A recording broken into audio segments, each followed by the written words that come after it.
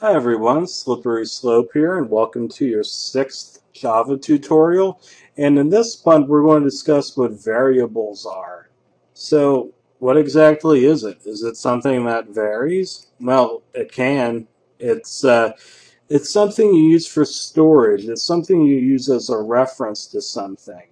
I mean, think back to algebra where you had like 3 plus 1 equals 4, but instead of just typing 1, you had like an N or an X there, and it was just like, okay, well, subtracting 3 from both sides, I know that X equals 1, so that thingy right there, if we set it aside, and also tell Java what sort of variable it is, there you go. We have a variable cleanly declared and ready to use. Now, I know that was already a lot, so let's back off just a little bit. There are a few different types of variables. Some are called primitive variables, and there's one that we're going to talk about called a non-primitive variable. And I'm going to lay off right now what exactly that means. Hint, creation of objects, hint. Uh, and we'll get into that in future tutorials. But let's go over some of the numeric variables. I actually have a mnemonic device that I use so that I remember these all pretty easily, and that's BS. I love Fred Durst, and what that stands for is a byte is your B, short,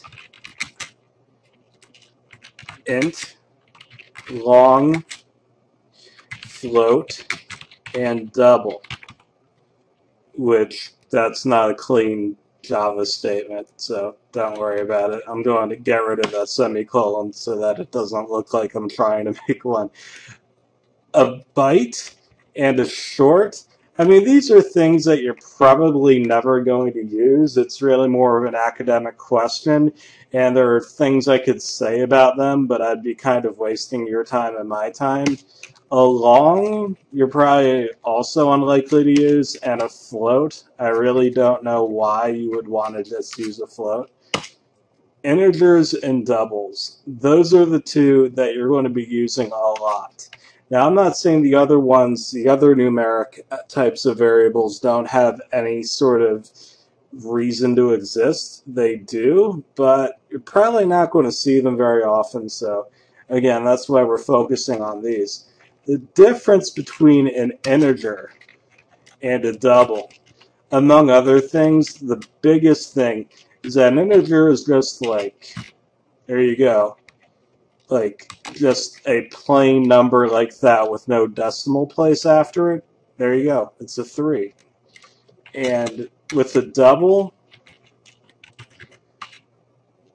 there we go. What the heck? That's what we call a floating point. A floating point number, because it has one of these, and it has numbers after it. Very cool stuff. It goes up to 15 digits. Weird. A couple of other kinds of variables. One is a Boolean. Let's declare our Boolean as blah blah.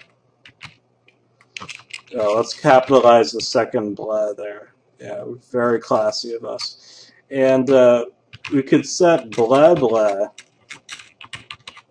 to true or false. A Boolean, it's like using your brain to be like Spock, to be logical, though logical operators also exist as something in Java. That's also something we'll discuss in future tutorials. But a blah blah, because it's a Boolean, can be true and can be false. And one other kind is a char, or a car, if you prefer, or a char, I guess. And using just single quotations like that. Oh, I didn't give it a name. Car, char, blar. Well, blar. Okay, let's call it blar. Equals A. There you go. And just to prove that I know what I'm talking about and then just make that up, let's print blar onto the screen. And let's go downstairs and ew, that's what, ew, gross. Anyway, yeah, there you go. It says A, because A is what's stored in blar. Awesome. One more thing, a string value, the string class, the stringiness.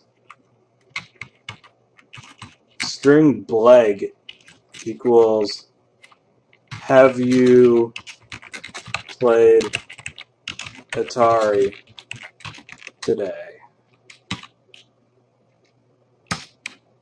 What the heck is a string? Is that like string theory, like physics stuff? Because if it is, we don't want to have to think about physics right now. We don't want our brains to be broken. No. What it is it's text, dude.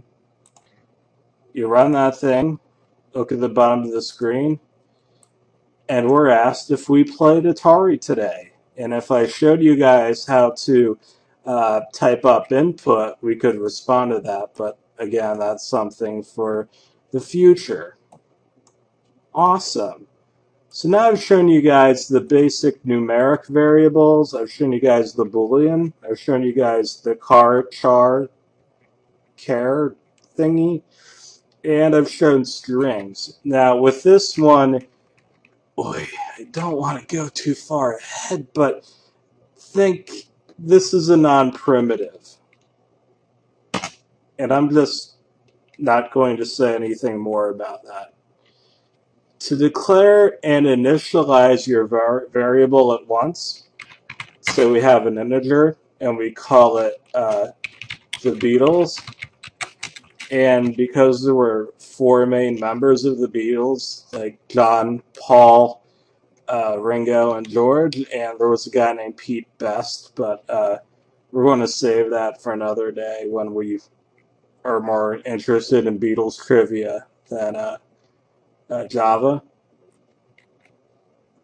We have both given it a value, we've declared a value, we've declared it a variable, and we've initialized it to 4.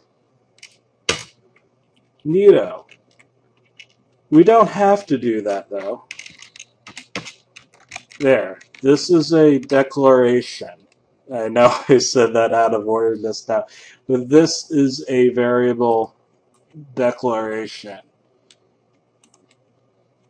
And we don't need to type in again because we already told the Java program, we told Java, hey, guess what? It's an integer. You already know this. We give it a value after the fact. So there you go.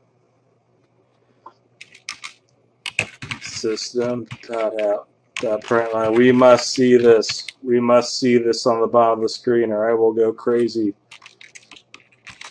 There were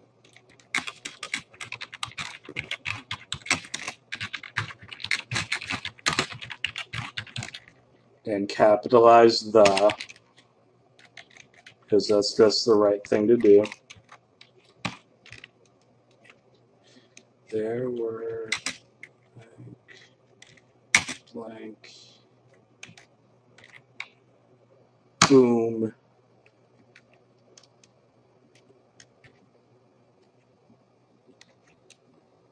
I screwed up somewhere, didn't I?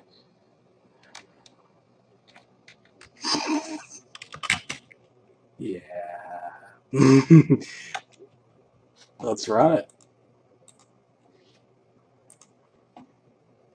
There were 4 members of the Beatles, and notice that I put in a couple spaces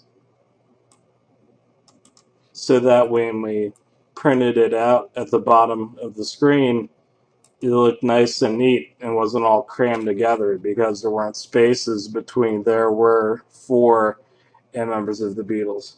So yeah, there you go. That's an introduction to variables. If you have any other questions, and feel free to let me know. And yeah, stay cool.